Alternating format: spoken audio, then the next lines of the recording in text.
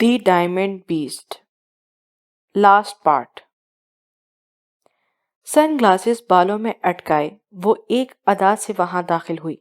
آس پاس بیٹھے تو کچھ کھڑے پولیس والوں نے حیرت سے اس لڑکی کو دیکھا تھا جو سیدھا ابان کے کیبن میں گئی تھی، جو فائلوں پر جھکا، چہرے پر پریشانی والے تاثرات، آواز اوپر کر کے اسے دیکھ کر چونکا تھا۔ آپ؟ حیرت کی زیادتی سے وہ اپنی جگہ سے اٹھ گیا۔ ارے آپ؟ وہ بھی مصنوعی سا حیران ہوئی۔ آپ یہاں کیا کر رہے ہیں جبکہ میں تو رپورٹ لکھوانے آئی تھی۔ وہ چلتی ہوئی اس کی ٹیبل کے سامنے کھڑی ہوئی۔ کیسی رپورٹ؟ اس نے ناسمجھی سے پوچھا۔ اسے اچھا نہیں لگا تھا اس کا پولیس اسٹیشن آنا۔ ایکچولی مجھ سے پرس چھین لیا کسی نے، اور اس نے چہرے پر درد کے تاثرات سجائے۔ اور کیا؟ انہوں نے مجھ پر حملہ کیا۔ یہ گولی، اس نے خود پر اوڑھی ہوئی شال بازوں سے اوپر کی، جہاں سٹالر بندھا تو خون سے رنگا ہوا تھا۔ اوہ مائی گاڈ، آپ بے وقوف ہیں، گولی لگی ہے آپ کو، اتنا خون بہہ رہا ہے، اور ہاسپٹل جانے کے بجائے وہ پریشانی سے اس کی طرف لپکا تھا۔ رپورٹ لکھوانی تھی نا، اس نے معصومیت سے کہا تھا۔ مجھے فون کر لیتی آپ انیزا، میں وہاں آ کر رپورٹ لکھ دیتا۔ چلیں اب میرے ساتھ۔ وہ انیزا کو کندھوں سے تھامتا فکر مندی سے کہہ کر اپنے ساتھ لے گیا۔ انیزا نے نفرت سے اس کا ہاتھ اپنے کاندھوں پر دیکھا، لیکن برداشت کر گئی۔ نہ جانے کیوں جو پہلے گولی کی تکلیف محسوس نہ ہوئی تھی، اب واقعی وہ درد سے کراہ پڑی۔ شاید گولی اپنا اثر دکھا رہی تھی جو اس نے خود ہی کھائی تھی بازو پر۔ ابان لب بھینجے ڈرائیو کر رہا تھا، جبکہ اس کا بازو کا درد اب بس سے باہر تھا۔ کہاں ہے وہ اب؟ اس نے سرسری فائل پر نظر دوڑائے اس سے پوچھا۔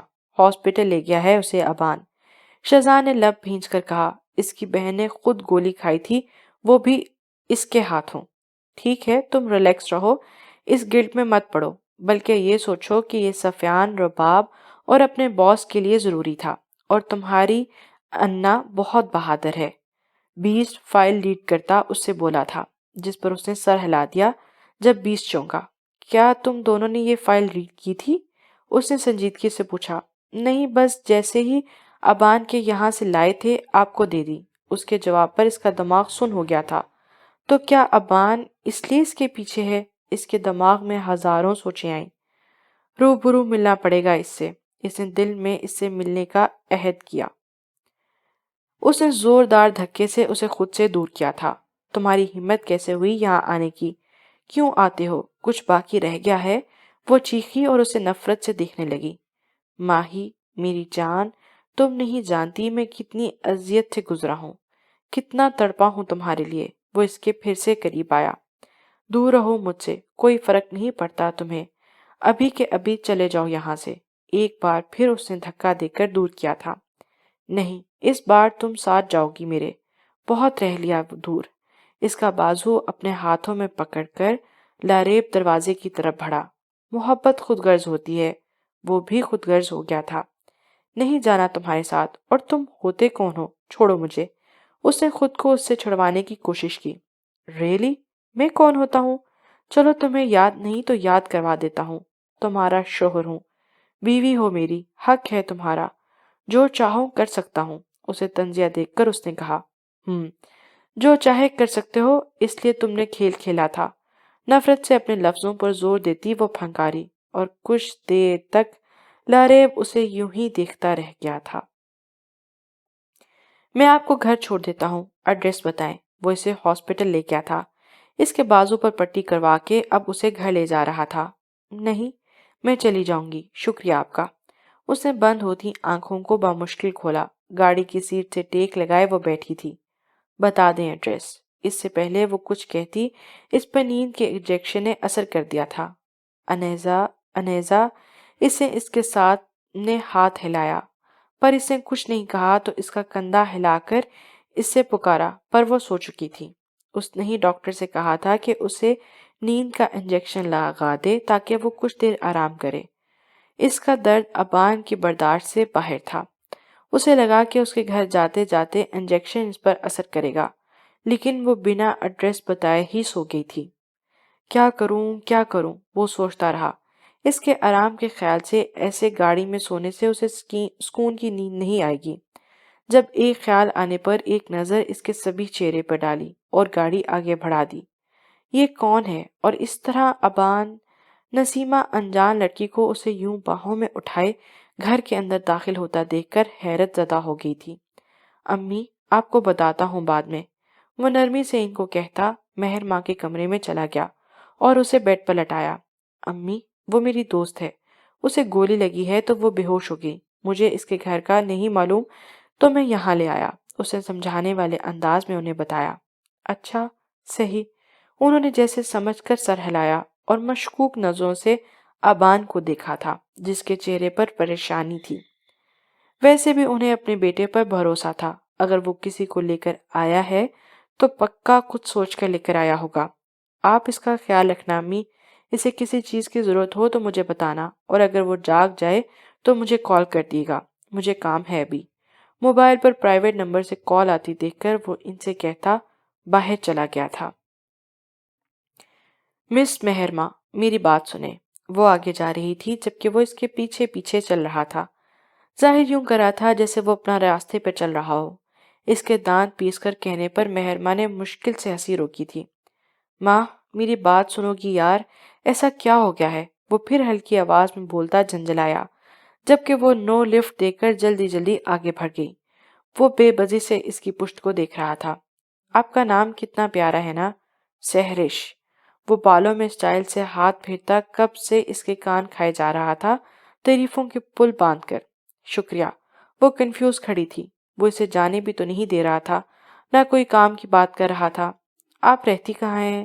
اس نے سرسری سا پوچھا۔ جہاں آپ رہتے ہیں۔ معصومیت سے اس کے منہ سے پھسلا۔ شیزان کو تو خوش فہمی ہوگی۔ آپ کا مطلب ہے کہ آپ میرے ساتھ رہنا چاہتی ہیں؟ اس نے بھرپور خوشی سے کہا کہ میں اب میاں بیوی راضی تو کیا کرے گا قاضی۔ نہیں، اس کی بات پر وہ سٹپٹائی۔ وہ میں کہہ رہی تھی کہ آپ کے گھر کے سامنے ہی میرا گھر ہے، میں نے آپ کو دیکھا تھا وہاں۔ اس نے جلدی وضاحت کر دی، مبادا وہ پھر اور مطلب نہ لے جائے۔ او، مطلب میرے سامنے والی کھڑکی میں رہتی ہیں آپ؟ اس نے جیسے سمجھ کر سر کو جنبش دی۔ کھڑکی؟ اس نے ناسمجھی سے کہا۔ ہاں، وہی کھڑکی جس میں چاند نظر۔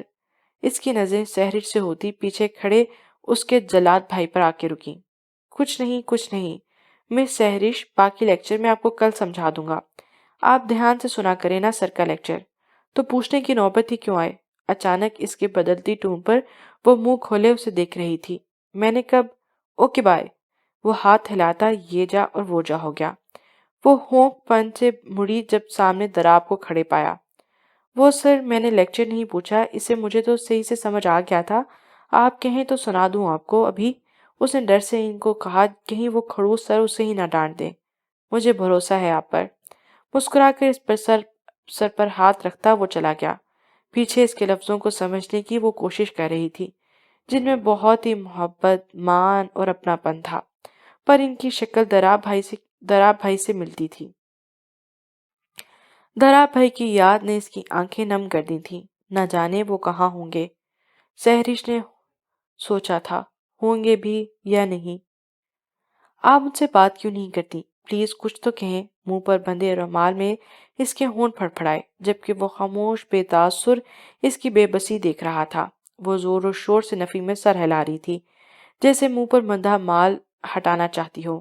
اس کی خاموش سرد نظروں کی تپش اسے جھلسا رہی تھی۔ تھک ہار کر عریشہ نے شکایتی نظروں سے اس کو دیکھا۔ مسلسل کئی راتوں سے بیسٹ شہرام یوں ہی آ رہا تھا اور اس کے ساتھ یہی ظلم کرتا، اور یہ جا اور وہ جا۔ کچھ دیر خاموش نظروں سے اسے دیکھتا اور چلا جاتا، پر اس بار وہ معمول کے خلاف اس کے قریب ہوا اور رومال اس کے ہونٹوں سے ہٹایا۔ اس تبدیلی پر عریشہ نے خوشی سے اسے دیکھا۔ تخ تخ، ابھی وہ اس کا بے تابی سے نام لیتی جب اس کے ہونٹوں کو اپنی قید میں لیا۔ وہ حیرت سے اسے دیکھ رہی تھی جبکہ اس عمل میں نرمی کے بجائے شدت بڑھ رہی تھی۔ اس نے آنکھیں میچ کر خود کو سہارا دینا چاہا، پر اس کے بندے ہاتھ کچھ نہ کر سکی۔ وہ اس کے رحم و کرم پر تھی۔ اس کے بندے دونوں ہاتھ اس کی پشت پر لگائے گئے تھے۔ تکلیف سے اس نے آنکھیں میچی کیونکہ وہ اس کے سامنے سانس بند کرنے کے در پر تھا۔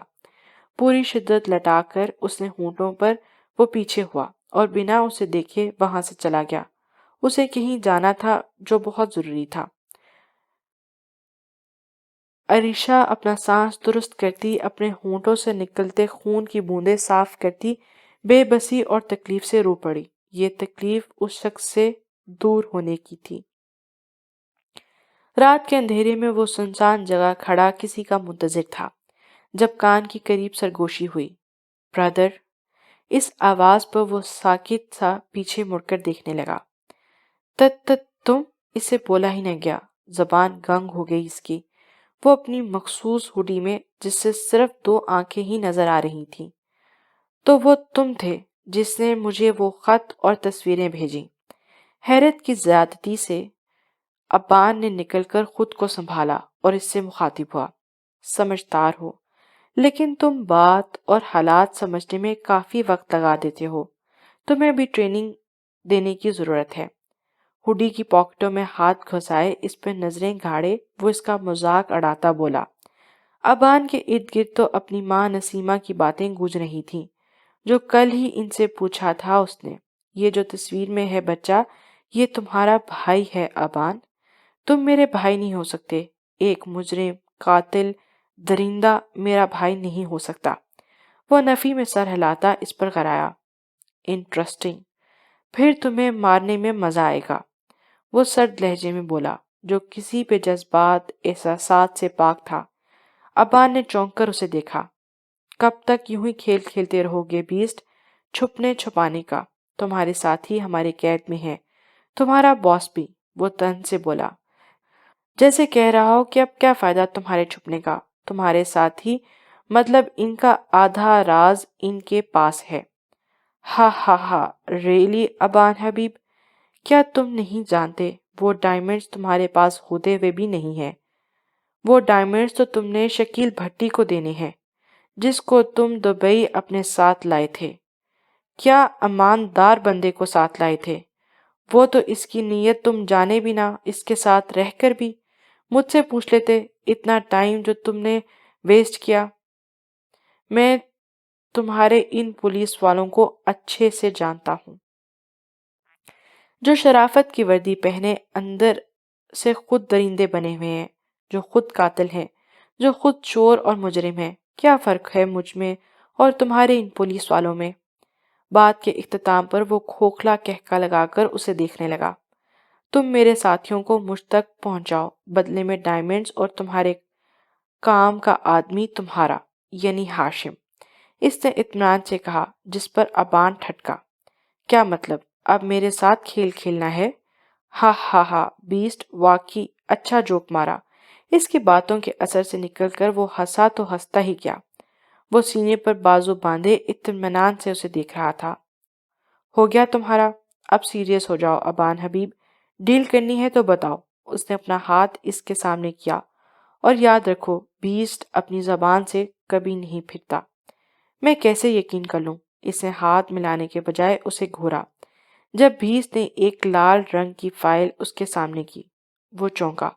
فوراً اس سے وہ فائل لینی چاہی۔ جب اس نے ہاتھ پیچھے کر لیے اور اپنے دوسرے ہاتھ کی طرف اشارہ کیا، اس نے کچھ دیر اسے دیکھا اور کچھ سوچ کر اس کے ہاتھ سے ہاتھ ملایا۔ شہرام نے جلدی ہاتھ پیچھے کر لیا اور اس کے ہاتھ کی ہتھیلی اپنے سامنے کر کے اس کے ہاتھ پر وہ فائل رکھی۔ ایک بار چیک ضرور کر لینا یہ فائل۔ کیا میں جان سکتا ہوں وجہ تم اپنے باس؟ اس نے فائل سے نظریں اٹھا کر اس مشکوک نظروں سے اسے دیکھا۔ بائے برادر۔ وہ ہاتھ ہلاتا وہاں کے اندھیرے سے غائب ہو گیا تھا۔ وہ کئی دیر تک سوچوں میں گھرا رہا۔ ابان حبیب کئی دیر تک سوچوں میں گھرا رہا تھا۔ ابان پاکستان میں رہتا دہشت گرد جو بیسٹ کے نام سے جانا جاتا ہے، جس کی شکل آج تک کسی نے نہیں دیکھی، لیکن آج ہم دکھا رہے ہیں آپ کو۔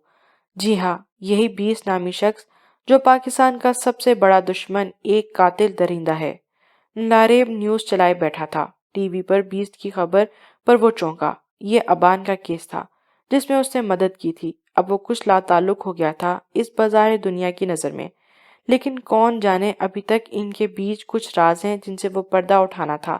ان دونوں نے کچھ اپنے ہی ڈپارٹمنٹ کے لوگوں کو ان کی اصل جگہ پہنچانا تھا، جس کے لیے ابھی وہ خاموشی بہتر تھی۔ بیسٹ کو تو اس نے کبھی نہیں دیکھا تھا، پر جب ٹی وی پر بیسٹ کی شکل دیکھی تو ریموٹ اس کے ہاتھ سے چھوٹ گیا۔ اس کے ساتھ ہی ابان کی تصویر آ رہی تھی۔ اس نے کیسے اس بیسٹ نامی شخص کو بے نقاب کر دیا؟ وہ بے خبر تھا کہ ایک ہی رات میں ایسا کیا ہو گیا اور بیسٹ کا پتہ بھی چل گیا، جبکہ ابان کی تعریفوں اور قابلیت کی میڈیا پر پل بندھے جا رہے تھے۔ طوفان سر، وہ بڑبڑایا۔ ہوش میں تب آیا جب پیچھے سے کچھ گرنے کی آواز اور کچھ ٹوٹنے کی آواز آئی۔ وہ ساکت نظروں سے ٹی وی کو دیکھ رہی تھی۔ وہ تو لاریب سے بات کرنے آئی تھی کہ وہ اسے سب کچھ بتا دے گی۔ اب اس شخص کے بنا رہنا اس سے مشکل لگ رہا تھا، لیکن ٹی وی پر چلتی نیوز، ساتھ میں دکھائی جانے والی اس شخص کی تصویر جسے سب بیسٹ کے نام سے بلا رہے تھے، عریشہ، وہ صوفے سے چھلانگ لگاتا اس کے بے سدھ وجود کے پاس آیا۔ عریشہ، عریشہ، اسے ہوش دلانے اس کا گال تھپ تھپایا جو ہوش سے بیگانہ ہو گئی تھی۔ اس نے انجانی نظروں سے آس پاس دیکھا، انجان کمروں میں خود کو دیکھ کر ٹھٹکی، بازو کی حرکت دی تو کرا نہ پائی۔ جب سامنے دروازہ کھلا تو وہ اندر آیا۔ اٹھ گئیں آپ؟ وہ نرم مسکراہٹ سے کہتا اس کے پاس آیا۔ یہ کیا؟ اف، آپ بھی نہ؟ اس کے بازوؤں سے بہتا خون دیکھ کر وہ فکر مندی سے کہتا اس کے بازو چیک کرنے لگا۔ آپ کے اسٹریچر کھل گئے ہیں، آپ کے سٹیچز کھل گئے ہیں، یقیناً آپ نے حرکت کی ہوگی، بازو کو دیکھیں کتنا خون بہہ رہا ہے۔ ابان اسے ڈانٹتا ڈبکتا فون دیکھنے لگا تھا۔ جی ڈاکٹر، میں ابان حبیب بات کر رہا ہوں۔ جی، کیا آپ میرے گھر آ سکتے ہیں؟ وہ عجیب نظروں سے انیزہ کو دیکھ رہا تھا۔ میں کہاں ہوں؟ مطلب کب سے؟ اس نے سر جھٹک کر انجان پن سے پوچھا۔ ڈاکٹر نے اسے جو انجیکشن لگایا تھا وہ نیند کا تھا اور اس کا یہاں آنا بیکار ہو گیا تھا۔ انیزہ بے ہوشی کا ناٹک کر کے اس کے گھر آنا چاہتی تھی، ڈائمنڈز لینا چاہتی تھی، پر کیا ہوا؟ وہ سچ میں سو گئی اور اب وہ سامنے کھڑا تھا، اس کے وقت اور اس کا وقت نکل چکا تھا۔ آپ میرے گھر میں ہیں اور اب تو صبح ہو گئی ہے، وہ اسے کہتا الماری کی طرف بڑھا تھا۔ امی، امی، وہ وہیں سے انہیں آوازیں لگا رہا تھا اور ساتھ میں الماری کی طرف بڑھا۔ کیا ہوا بیٹا؟ وہ اس کی پکار پر فوراً اندر آئیں۔ امی پلیز کوئی محروب کے کپڑے نکال دیں انیزہ کے لیے، ان کے بازو سے خون بہہ رہا ہے، ان کے کپڑے خراب ہو گئے ہیں۔ وہ اس کا حوالہ دے کر ان سے بولا جیسے برسوں سے شناسائی ہو ان کی، جبکہ اس کے لہجے کی پریشانی اور محبت محسوس کر کے وہ پہنچا کے رہ گئی تھی۔ یہ لو بیٹا، انہوں نے مہر ماں کا ایک سوٹ نکال کر اس کی طرف بڑھایا۔ نہیں، اس کی کوئی ضرورت نہیں، اس نے منع کیا کیونکہ وہ کسی اور کے کپڑے نہیں پہنتی تھی۔ ارے بیٹا، آپ کے کپڑے واقعی خراب ہو گئے ہیں، آپ یہ پہن لیں، کوئی بڑی بات نہیں، پرائی تھوڑی ہیں آپ ہمارے لیے، مہر ماں آپ کی بہن ہی سے ہے، بلکہ بہن ہی سمجھ لیں، انہوں نے شفقت سے کہا۔ ان کی اتنی محبت پر جانے کیوں اس کا دل بھر آیا۔ ایک نظر ابان کو دیکھا جو اسے ہی دیکھ رہا تھا، اس کے دیکھنے پر ہاں میں سر ہلا دیا، تو وہ خاموشی سے نسیمہ سے کپڑے لے کر واش روم میں چلی گئی۔ اس کے جانے کے بعد نسیمہ باہر چلی گئی، جبکہ ابان سر ہاتھوں میں تھامے بیڈ پر بیٹھ گیا۔ جب نظر نیچے پڑی فائل پر پڑی، وہ اسے ٹھٹکا گئی۔ اس نے فوراً اٹھا کر دیکھا، جسے دیکھ کر اوپر پڑھ کر وہ سناٹوں کی زد میں تھا۔ وہ فائل نہیں تھی، بلکہ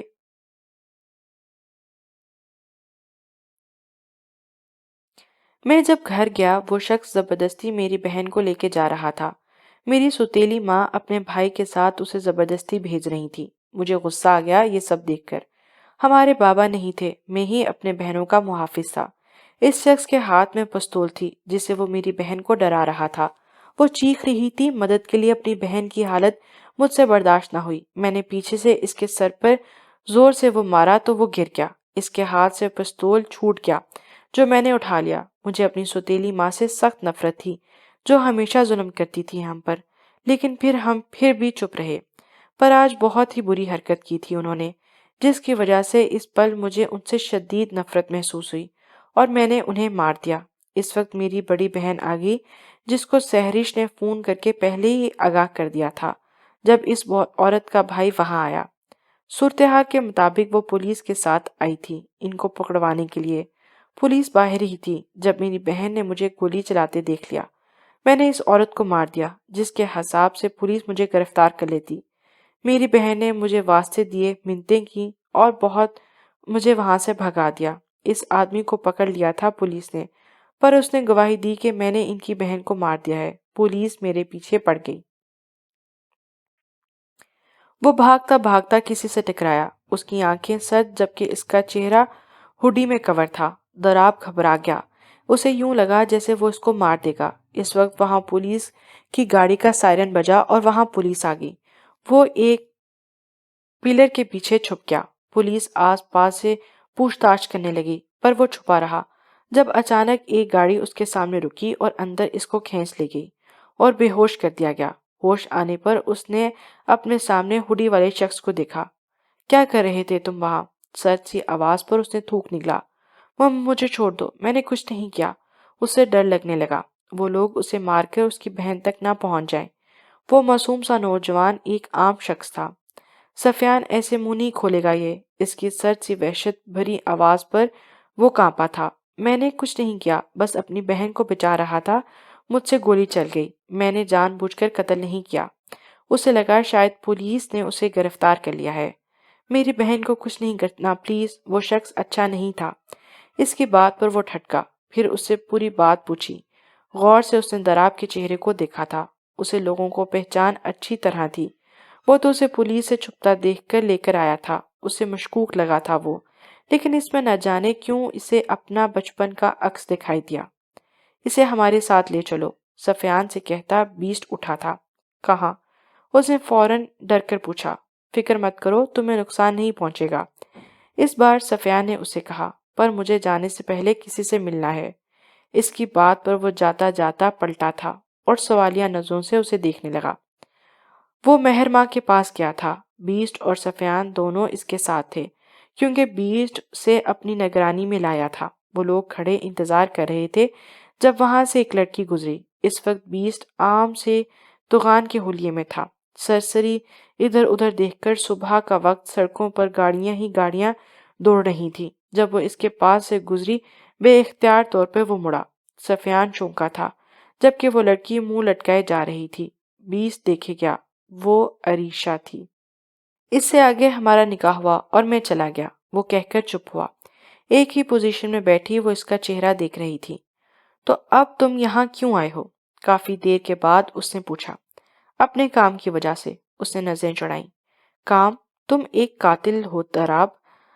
جو تم نے انجانے میں کیا وہ تمہاری غلطی تھی، لیکن آج تک دوسرے قتل تم نے جان بوجھ کر کیے ہیں، وہ کہہ کر اس کے برابر سے اٹھی۔ یار قسم لے لو، میں نے اس کے بعد کوئی قتل نہیں کیا۔ وہ تڑپ کے رہ گیا اپنی محبت کے منہ سے قاتل کا لفظ سن کر۔ پھر بھی ایک درندے ہو تم۔ اس نے جھٹکے سے اس کے ہاتھ چھڑائے۔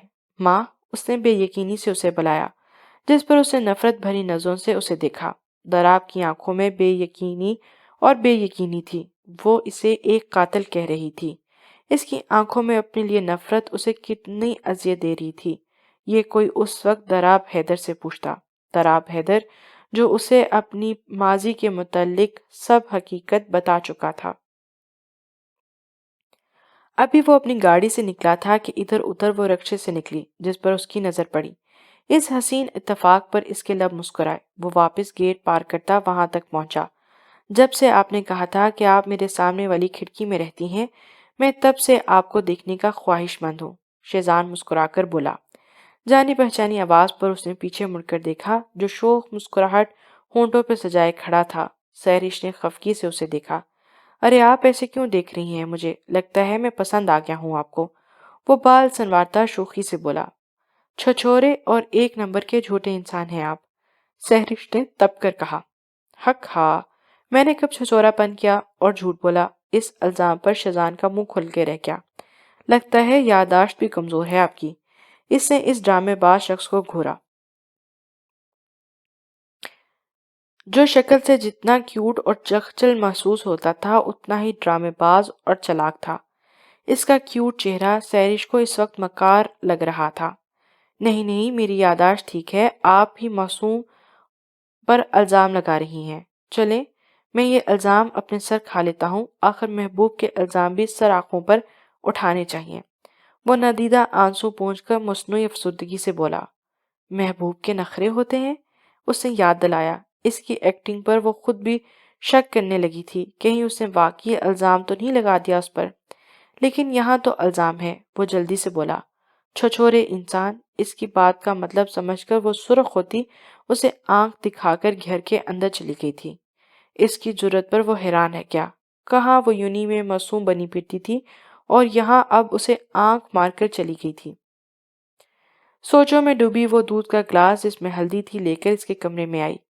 انا، دودھ پی لیں۔ اس نے سوچوں میں گھری انیزا کے سامنے دودھ والا ٹرے رکھا۔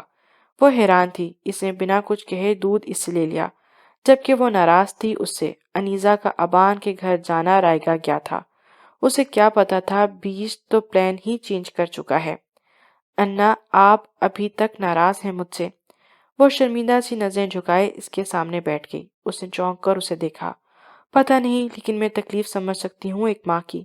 میں نے بھی اپنا بچہ کھویا ہے ماہی، اور اپنی محبت بھی۔ میں نے بھی یہ غلطی کی تھی جس کی سزا بہت بڑی ملی مجھے۔ میں نہیں چاہتی کہ یہ سزا تم سہ پاؤ۔ پاپا کو معلوم ہے اس سب کا؟ اس نے ماہی کا چہرہ ہاتھوں میں تھاما۔ تمہیں پتہ ہے مجھے پاپا سے بہت محبت ہے، شاید میں ان کی پہلی اولاد ہوں اس لیے، لیکن میرے دل میں ہلکی سی خلش ہے۔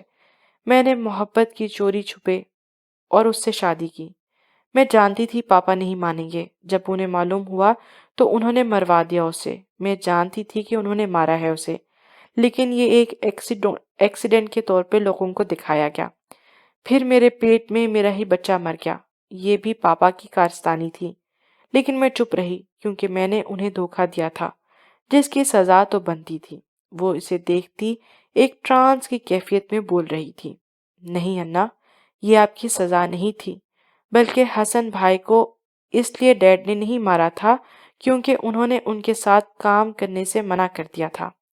ڈیڈ چاہتے تھے کہ وہ بھی ہماری طرح ان کے کام میں ان کا ساتھ دیں۔ شریف انسان تھے نا، آپ جانتی ہیں نا کہ وہ ان کاموں سے دور رہتے تھے، بلکہ انہوں نے ڈیڈ سے کہا تھا کہ وہ پولیس میں جائیں، ان کے خلاف رپورٹ لکھوائیں گے، کیونکہ ان سے کہاں برداشت تھا کہ کوئی اپنے ملک سے غداری کرے۔ شہزان ان کی باتیں سنتا اندر آیا تھا۔ اس نے جھٹکے سے اپنے جھوٹے بھائی کو سر اٹھا کر دیکھا۔ ہاں، یہ بات بیسٹ کو معلوم تھی اور مجھے بھی، کیونکہ میں ان کا بیٹا تھا۔ ان کا بازو ہر بات سے آگاہ رکھتے تھے مجھے۔ کام کے لیے حسن بھائی سے میں نے ہی بات کی تھی اور انہیں منانے کی بھی کوشش کی تھی، پر انا مجھے تب معلوم نہیں تھا کہ ڈیڈ یہ قدم اٹھائیں گے، ان کے قتل کا۔ مجھے یہ بعد میں معلوم ہوا، بعد میں مجھے پتہ لگا کہ ڈیڈ نے ہی انہیں مروایا ہے۔ مجھے پہلے معلوم ہوتا اگر ان کے اس قدم کا تو میں اپنی بہن کی خوشیوں کے لیے ان سے لڑ جاتا، ایک الگ جہاں میں آپ کو بھیج دیتا جہاں آپ حسن بھائی کے ساتھ ہمیشہ خوش رہتی۔ اس لیے میں نے ماہی کو نہیں روکا، کیونکہ میں جانتا تھا اس کا بھی خوشیوں پر حق ہے جو آپ کے ساتھ ہوا ہے۔ میں نہیں چاہتا میری دوسری بہن کے ساتھ بھی ویسا ہو۔ میں اسے الگ جہاں میں بھیجنا چاہتا ہوں، اس کی خوشیاں اسے دینا چاہتا ہوں، اس لیے اس کا ساتھ دیا۔ پر میں غلط نہیں تھا، نہ ہی ماہی غلط تھی، بس قسمت میں ہی ایسا لکھا تھا۔ اگر میری جگہ آپ ہوتی تو آپ بھی یہی کرتی ماہی کے لیے، میں جانتا ہوں۔ وہ گھٹنوں کے بل بیٹھا، اس کے سامنے ان کا ہاتھ تھامے شہزان انہیں سب کچھ بتا رہا تھا۔ وہ پتھرائی نظروں سے اسے دیکھ رہی تھی، جبکہ بھائی کی اتنی محبت اور بہن کی زندگی اجڑنے پر ماہی کی آنکھوں سے بھی آنسو نکل آئے۔ مجھے معاف کر دینا انا، وہ اس کے ہاتھ چومتا نم آواز میں بولا تھا۔ آج اس کی نظریں سہمی ہوئی تھیں، جن میں ڈر، خوف تھا، اور اس کا دل کر رہا تھا کہ وہ شخص جلدی چلا جائے، اسے کچھ نہ کہے اور کوئی بات نہ کرے۔ لیکن وہ تو آج اپنی مخصوص ہوڈی جسے وہی کالی آنکھیں نظر آ رہی تھی، اس کے سامنے بیٹھا وہ اپنی متاع جان کی آنکھوں میں ڈر، خوف آسانی سے دیکھ سکتا تھا۔ آج تو اس نے باندھا بھی نہیں تھا، وہ آج چاہ رہا تھا کہ وہ کچھ بولے، اس کے خود قریب آئے، لیکن وہ ایک ہی پوزیشن میں بیڈ کے کنارے پر سمٹی بیٹھی تھی اور اس کے غصے کو ہوا دے رہی تھی، جس نے ضبط سے اسے دیکھا اور ایک جھٹکے سے عریشہ کو اپنے قریب کھینچا، جو اس کے سینے سے جا لگی اور ہلکا ہلکا کانپ رہی تھی۔ عریشہ کے ارد گرد وہ سارے منظر دوبارہ سے لہرا گئے جس میں اس نے اس کو ڈرایا تھا۔ اس کا دھوکہ، اس کا کھیل، اس کو سب یاد آ رہے تھے۔ آج میں تمہیں سننا چاہتا ہوں۔ جان، خاموش کیوں ہو؟ وہ اس کی تھوڑی اوپر کر کے چہرہ دیکھتا بولا۔ عریشہ نظریں جھکائے چپ رہی۔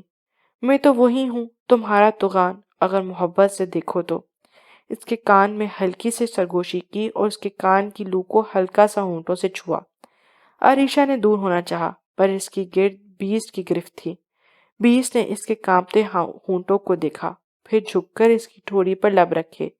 اس سے آنکھیں زور سے میچیں، لیکن اس کی دہشت یاد کر کے اس میں بولنے کی ہمت نہ رہی۔ وہ جا بجا اس کی ٹھوڑی پر اپنا لمس چھوڑ رہا تھا۔ اس کا لذرتا وجود جو باہوں میں بھر کر اسے خود بھی بھیجتے، خود اس کے بالوں میں منہ چھپا دیا تھا۔ اس کا آج جانے کا ارادہ نہیں تھا شاید۔ یہ سوچ کر ہی عریشہ کی روح پرواز ہونے لگی تھی۔ وہ اسے سینے سے لگائے آنکھیں موند گیا تھا سکون سے۔ Good morning. اس کی آنکھ کھلی تو برابر میں اسے لیٹا پایا۔ وہ شخص اس کے جان لینے پر تلا ہوا تھا، جو اس کے بالوں میں انگلیاں پھیر رہا تھا، منہ میں ابھی تک ہوڈی میں چھپا ہوا تھا۔ اس بار عریشہ نے ہاتھ بڑھا کر اس کی ہوڈی کو پیچھے کرنا چاہا۔ وہ مسکرایا جب عریشہ نے اس کے سر سے ہوڈی پیچھے کی۔ وہ یہی تو چاہتا تھا۔ سفید رنگت، لیکن ہلکی داڑھی، وہی ڈمپل، سارے نقوش وہی تھے اس کے۔ اس نے دیکھ کر نظریں پھیلیں، بولی کچھ نہیں۔ شہرام نے اس کا وہی ہاتھ ہونٹوں سے لگایا۔ Take care and love you because you are only mine, A S. اس کے کان میں سرگوشی کرتا وہ چلا گیا۔ جو خوف رات تھا، اب اس کو وہ خوف اس سے محسوس نہیں ہوا۔ گہری سانس لے کر وہ اٹھی۔ گھر والوں کو بھی پریشان کر رکھا تھا اس نے اپنی وجہ سے۔ مہر ماں ہونٹوں پر کفل لگائے اسے دیکھ رہی تھی۔ بھائی، جب وہ مشکل سے بولنے کے قابل ہوئی۔ مہر، میں نے یہ پوچھا کہ یہ کیا ہے؟ کیا یہ تمہارا ہے؟ تم نے ایسی حرکت کیوں کی؟ اس کا سخت لہجہ جس پر اس کی آنکھوں سے آنسو نکل آئے۔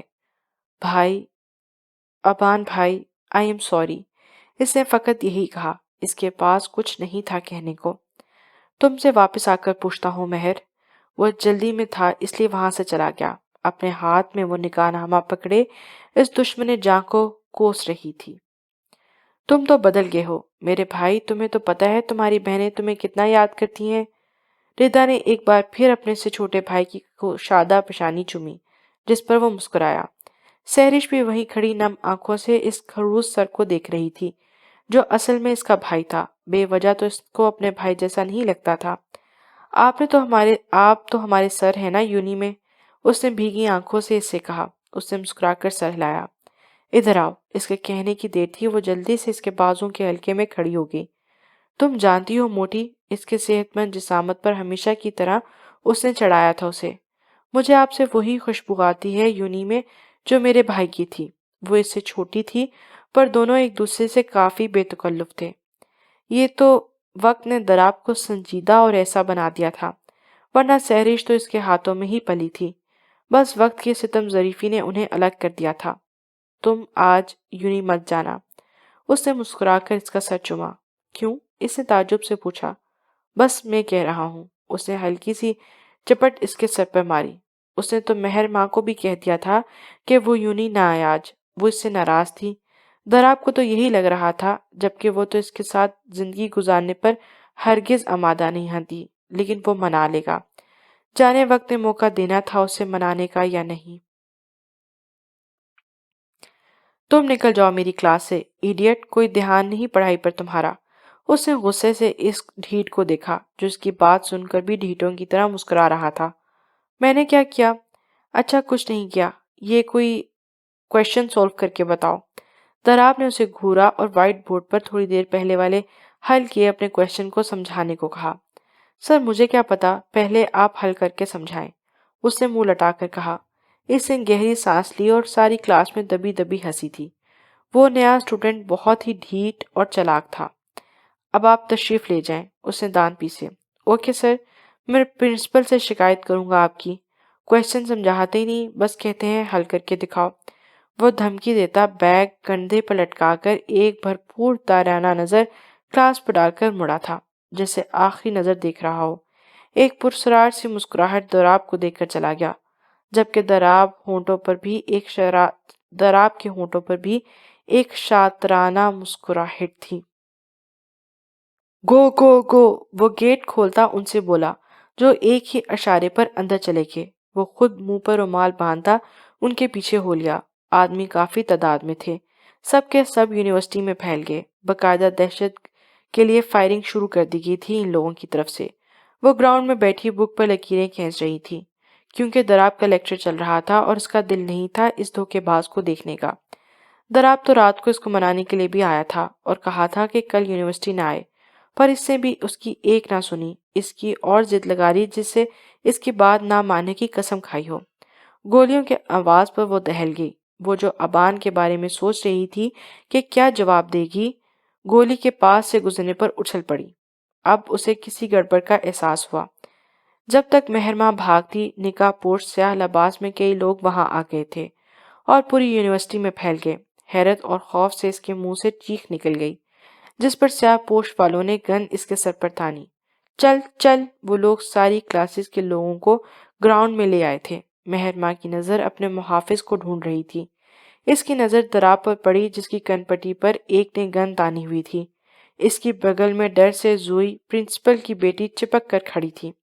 اس سچویشن میں بھی مہرماں نے آنکھیں چھوٹی کر کے ان دونوں کو گھورا، پر وہ اس کی طرف متوجہ نہیں تھا، جس کا چہرہ سپاٹ تھا۔ سب ٹیچرز باہر تھے، ہر اسٹوڈنٹ خوف سے ہراساں کھڑا انہیں دیکھ رہا تھا۔ لے چلو انہیں، شیزان بدلی آواز میں ان سب سے بولا۔ اس وقت بھی وہ سیاہ کپڑوں میں ملبوس تھا، پر اس کا منہ رومال سے ڈھکا ہوا تھا۔ کہاں؟ دیکھو آپ لوگ جو بھی ہو، اس طرح ہمیں نہیں لے جا سکتے۔ یہ یونیورسٹی کوئی عام نہیں، ایکشن لیا جائے گا آپ لوگوں کے خلاف۔ پرنسپل صاحب غصے سے بولے، بکواس بند کرو اور چلو، ورنہ چپ چاپ، ورنہ لاشیں گرا دیں گے ہم یہیں پر۔ ایک آدمی نے ہوائی فائر کیا جس پر سب کی چیخیں نکل گئیں۔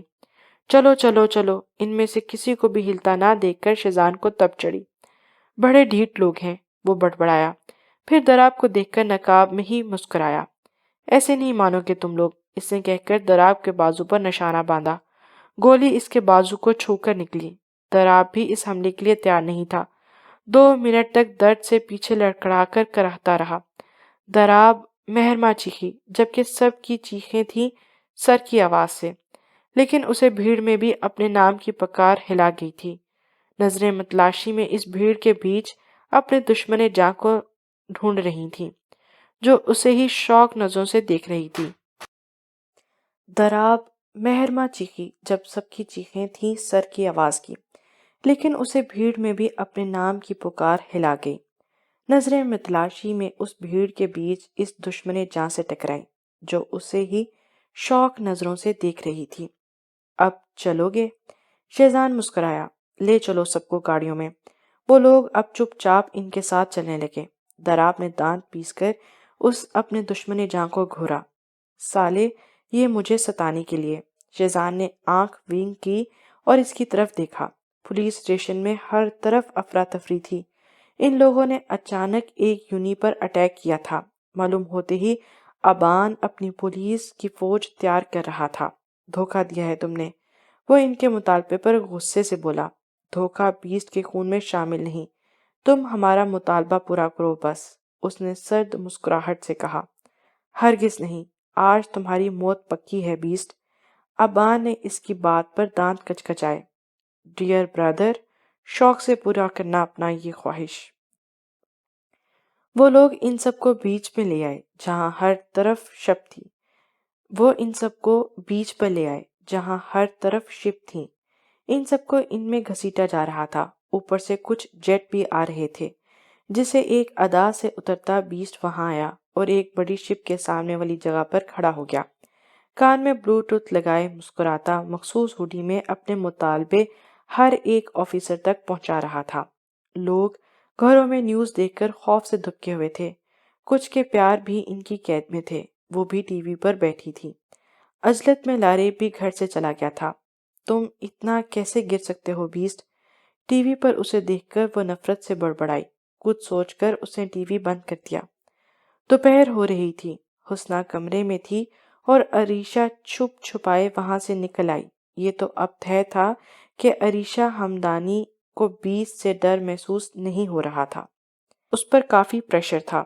ایس پی کا ڈائمنڈ کے لیے اوپر سے بھی آرڈر آ رہے تھے۔ ڈائمنڈز ان کے حوالے کر دیں، وہ ان کے پاس محفوظ رہیں گے، جبکہ اس کا ارادہ ڈائمنڈز کو لے کر کورٹ میں جانے کا تھا۔ اب وہ کیسے ڈائمنڈز دیتا ایس پی شکیل بھٹی کو؟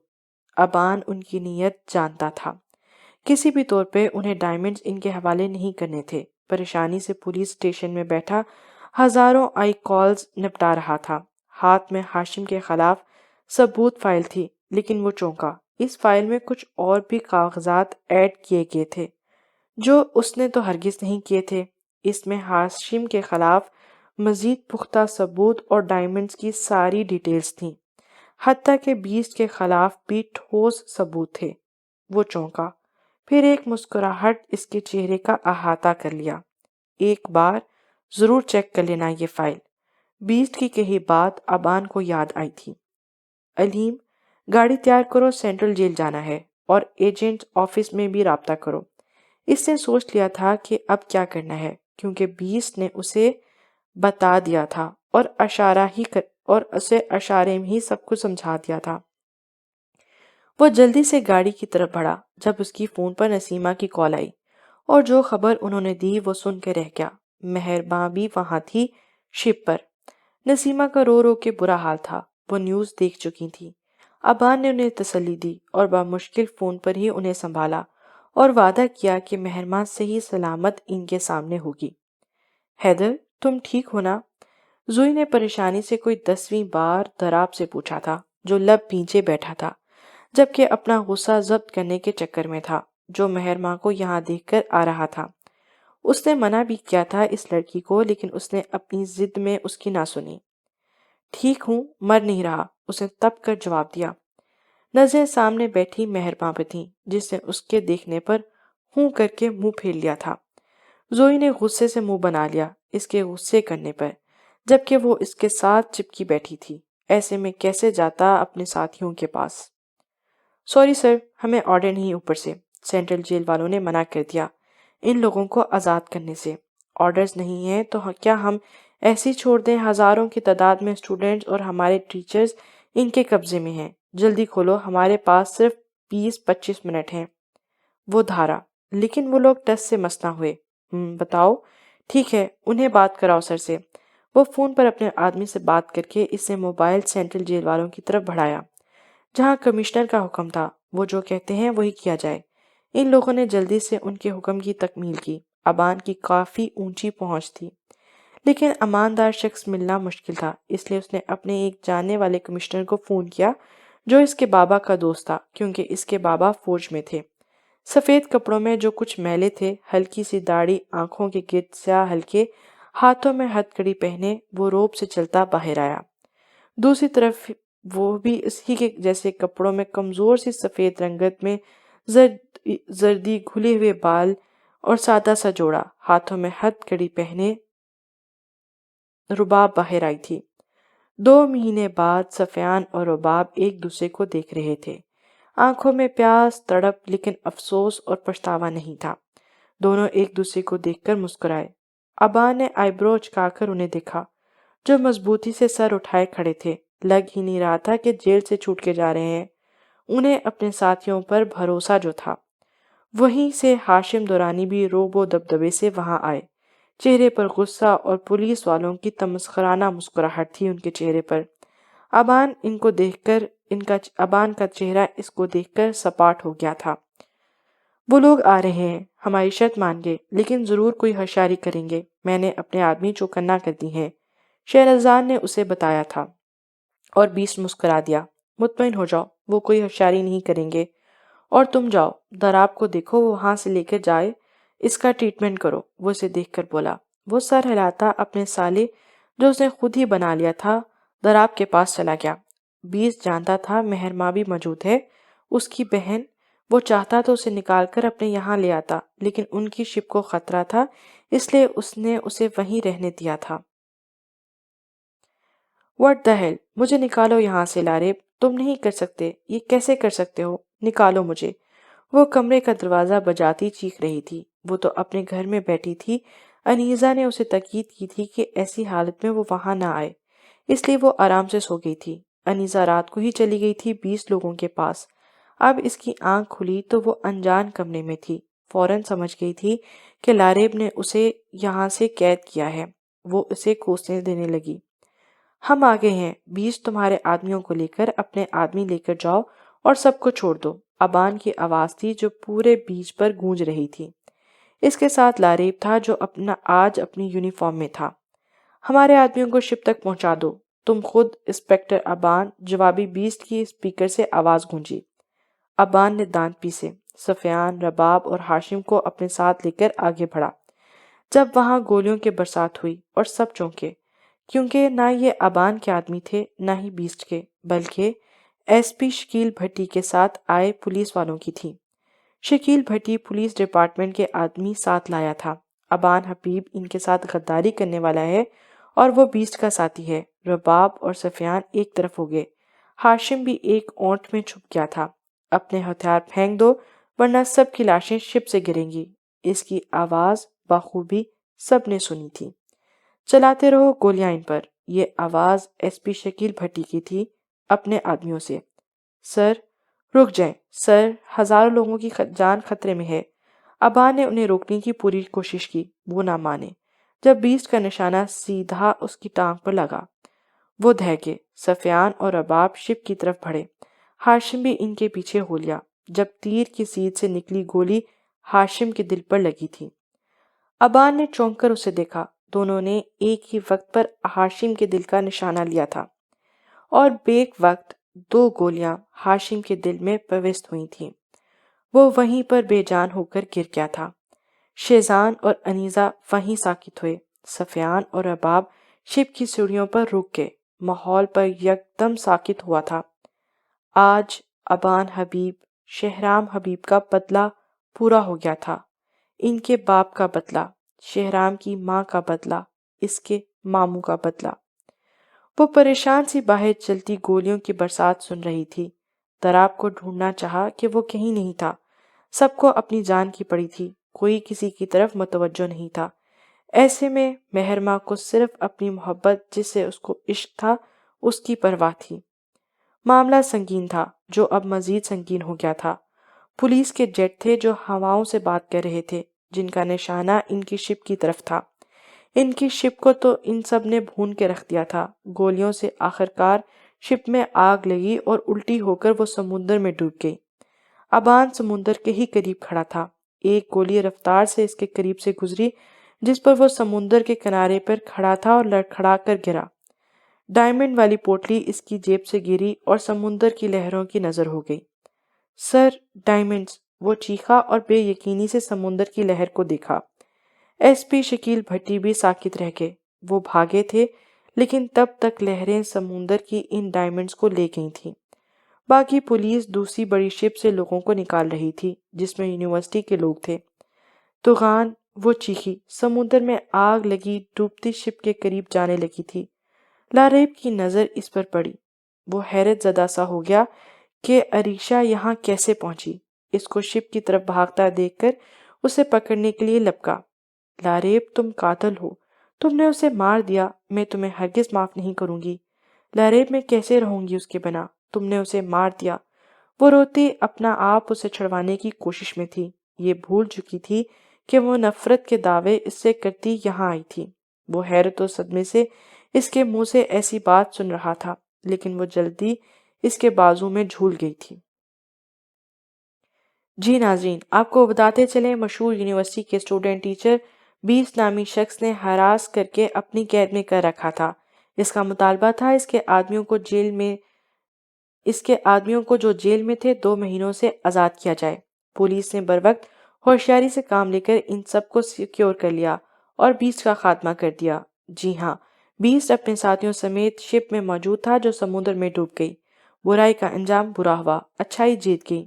ایس پی شکیل بھٹی جو محافظ تھے ملک کے، وہ بھی غدار نکلے۔ ان کے بہت جرائم منظر عام پر آ گئے ہیں جس کے نتیجے کورٹ نے انہیں سزائے موت سنائی، اور جن ڈائمنڈز کے پیچھے سارا کھیل کھیلا گیا تھا وہ بھی اس لڑائی میں سمندر کے نظر ہو گئے۔ ٹی وی پر چلتی نیوز سے وہ محظوظ ہو رہا تھا۔ آخرکار اس نے اپنا مشن پاس کر لیا تھا۔ ابان حبیب جیت گیا تھا۔ ہائے مسز، کیسی ہو؟ وہ مسکراتا دروازہ کھول کر اندر آیا۔ تمہاری ہمت کیسے ہوئی مجھے یہاں رکھنے کی اور اغوا کرنے کی؟ وہ بھوکی شیرنی کی طرح اس پر جھپٹی، لیکن اس کا ارادہ جان کر اس نے اپنے بازو میں اسے جکڑ لیا تھا۔ اتنا غصہ کون کرتا ہے میری جان؟ وہ زبردستی اس کی پیشانی چومتا اس کے سر سے سر جوڑ کر بولا۔ اس کے لمس پر وہ تھم سی گئی تھی۔ کچھ دیر کے لیے آنکھیں بند کر دیں اس نے۔ اس لمس کو وہ کتنا ترسی تھی۔ اس نے بھیگی آنکھوں سے سر اٹھا کر دیکھا۔ رونا نہیں ماہی، اس نے خود میں ماہی کو بھینجا تھا۔ لاریب، تو نے مجھے دھوکا دیا، میرے ساتھ کھیل کھیلا، میں بہت ہرٹ ہوئی، بہت یاد کیا تمہیں، بہت زیادہ۔ وہ اس کے سینے سے منہ چھپائے بھیگی آواز میں اس سے شکایت کر رہی تھی۔ پتہ ہے مجھے، لیکن میں اپنی جان کو دھوکا نہیں دیا، بلکہ مجھے تم سے پہلے ہی محبت ہو گئی تھی، بس نادانی میں کر گیا میں خود کو دھوکا دے رہا تھا۔ معاف نہیں کرو گی مجھے؟ وہ اس کا چہرہ اپنے سامنے کرتا بولا۔ نہیں، میری جان نہیں ہو، وہ منہ بناتا بولا۔ وہ تمہیں پتہ، اسے منہ پھلا کر کہا۔ ہاں ہاں، سو کیوٹ یار، وہ واپس اسے خود میں بھینجتا بولا جب وہ اس کی باہوں میں ہی جھول گئی۔ ماہی، اس نے اسے اپنے سامنے کیا جو ہوش گنوا بیٹھی تھی۔ وہ دیوانہ وار سڑک پر ادھر ادھر دیکھ رہی تھی، چاروں طرف کوئی نہیں تھا ایسا جو مشکوک لگے اسے۔ اس نے سڑک کی طرف دیکھا جہاں اسے ایک جھلک ہڈی میں ملبوس شخص کی دکھی۔ وہ فوراً اس طرف لپکی، لیکن ایک گاڑی جس سے اسے ٹھوکر لگی، ایک سیخ کے ساتھ وہ دور جا گری۔ بند ہوتی آنکھوں سے اس نے خود پر کسی کو جھکتا پایا جس کی تیز نظروں نے گاڑی کا نمبر نوٹ کر لیا تھا۔ مرضی ہے آپ کی بہن ہے، وہ آپ کا حق ہے ہاں یا نہ کرنے کا۔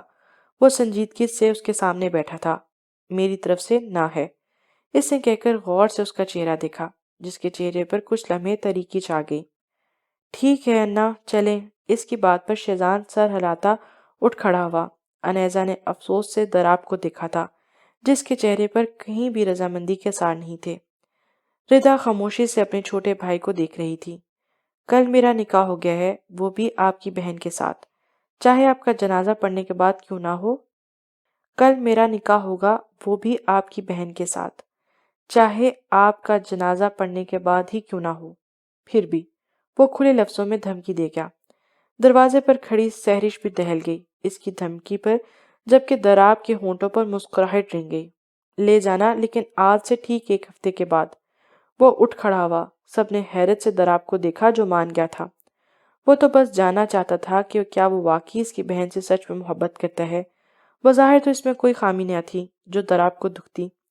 وہ اسے اچھے سے جانتا تھا، بس شوخ طبیعت کا تھا، اپنوں کے معاملوں میں وہ سنجیدہ اور محبتی انسان تھا۔ دراب کو اپنی بہن کے لیے کوئی ایسا ہی چاہیے تھا جو اس کی بہن سے محبت کرے، اور شیزان اسے صحیح لگا تھا جو باقاعدہ رشتہ لے کر آیا تھا اور اس کے بارے میں سب جان کر بھی راضی تھا۔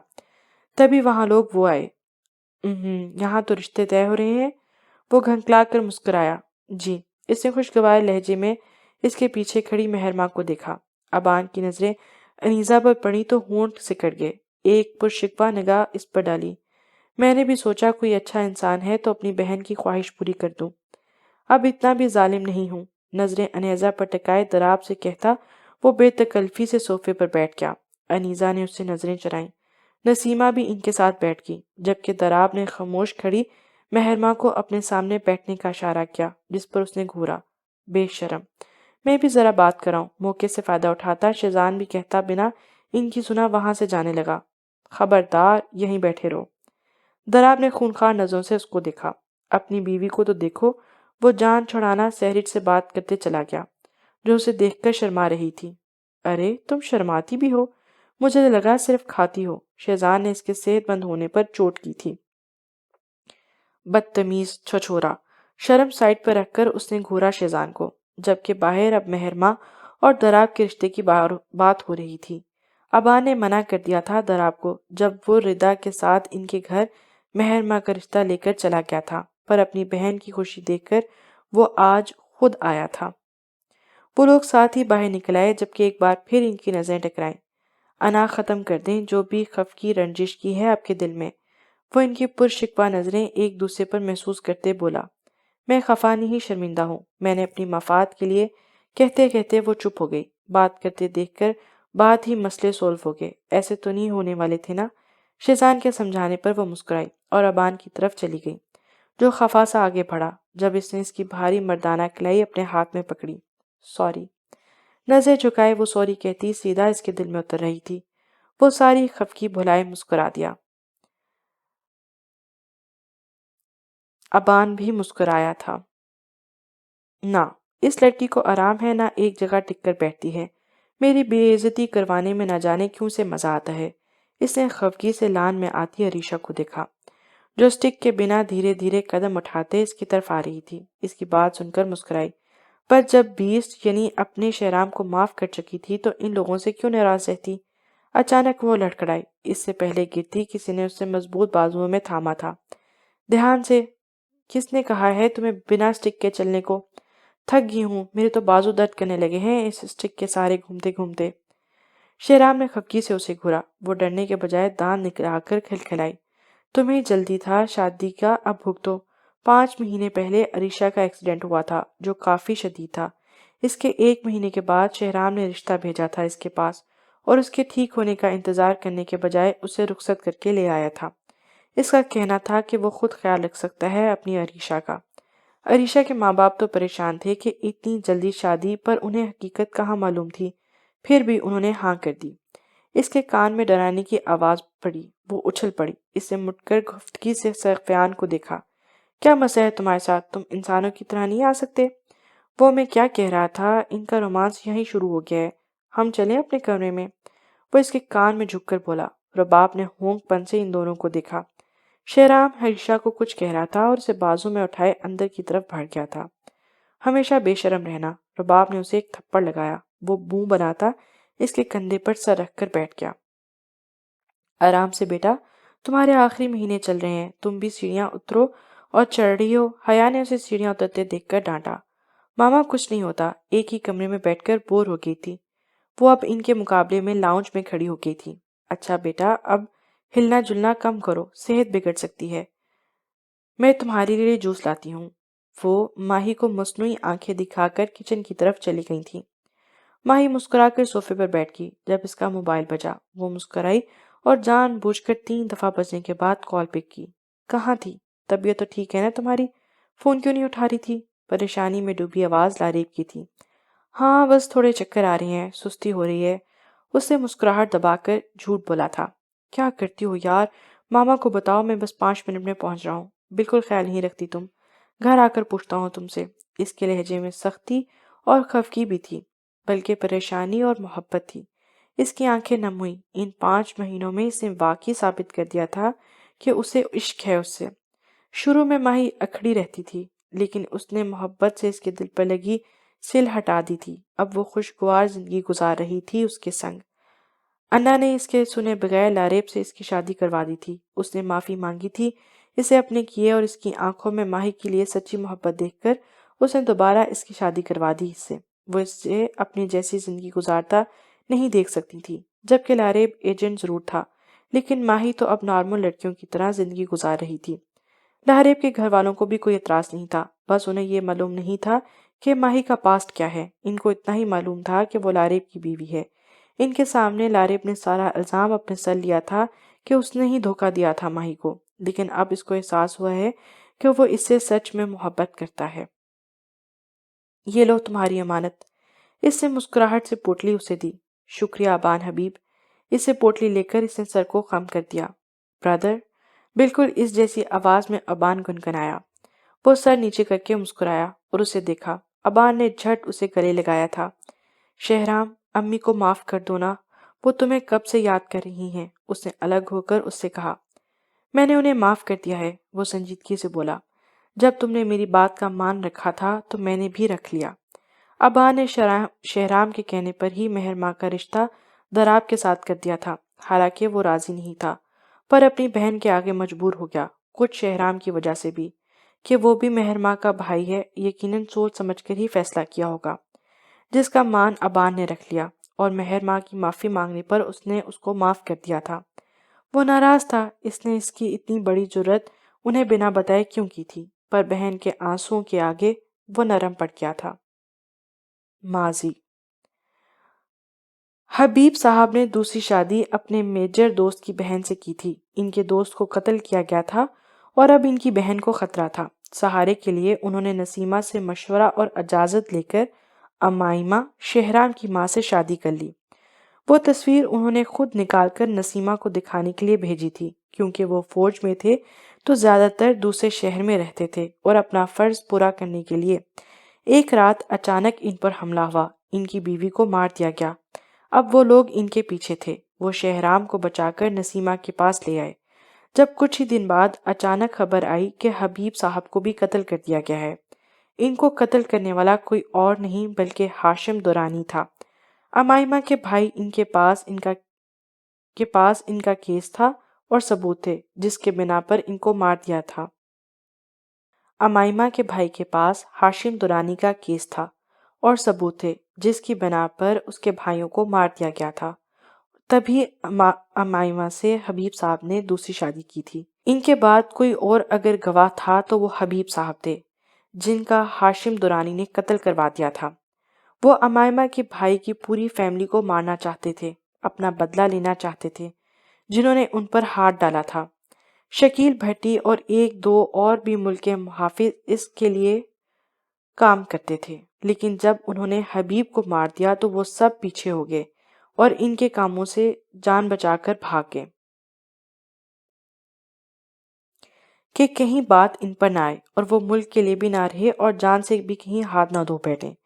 شکیل بھٹی بھی ڈائمنڈز کا سن کر لالچ میں آ گیا اور ان کی لالچ انہیں لے ڈوبی۔